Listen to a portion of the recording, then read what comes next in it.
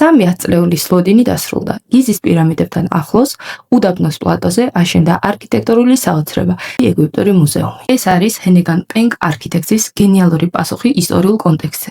მუზეუმის დიზაინი, რომელიც რკინაბეტონითა და ტრანსლუცენტური ალაბასტრის პანელებით აგებული, ზუსტად ემთხვევა პირამიდების გეომეტრიულ ღერძს და მისი კუთხოვანი ფორმით ქმნის რადიალურ ვიზუალურ კავშირს. 6-სართულიანი კიბეა, სადაც მონუმენტური არტეფაქტებია განთავსებული, როგორიცაა მეფე სენუსრეტ პირველის 10 ქანდაკება, რომელიც ვიზიტორებს ეგვიპტის ისტორიაში ქრონოლოგიურად ამოგზაურებს. პრედინასტრიული პერიოდიდან კოპტურ ეპოქებამდე. მოგზაურობა კულმინაციას აღწევს ზედა სართულზე, სადაც ტუტანხამონის გალერეის მუდმივი ექსპოზიცია და საიდანაც პირამიდების პანორამული ხედი იშლება. მთავარი გამოწვევა დიზაინში იყო შეექმნათ მძიმე ბეტონის კონსტრუქცია, რომელიც ბუნებრივად დაარეგულირებდა ტემპერატურას და მინიმუმამდე შეამცირებდა კონდიცირების საჭიროებას. დიდი ეგვიპტური მუზეუმი კაიროსთვის კულტურულ და საგანმანათლებლო ჰაბს წარმოადგენს.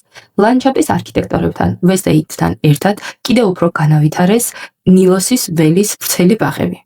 მუზეუმი ასევე მოიცავს მსოფლიოში ერთ-ერთ უდიდეს კონსერვაციისა და კვლევის ცენტრს, რომელშიც 17 სპეციალიზირებული ლაბორატორიაა, რომელიც მთავარ შენობას მიწისქვეშა გვირავით უკავშირდება. ეს ლაბორატორიები უზრუნველყოფს ეგვიპტის უზარმაზარი მემკვიდრეობის უსაფრთხოებას. მყიფე პაპირუსებიდან და ქსოვილებიდან დაწყებული სკულპტურებით, კერამიკითა და ადამიანის ნეშთით დამთავრებული. როგორ ფიქრობთ? ეწევით მუზეუმს ეგვიპტეში სტუმრობისას.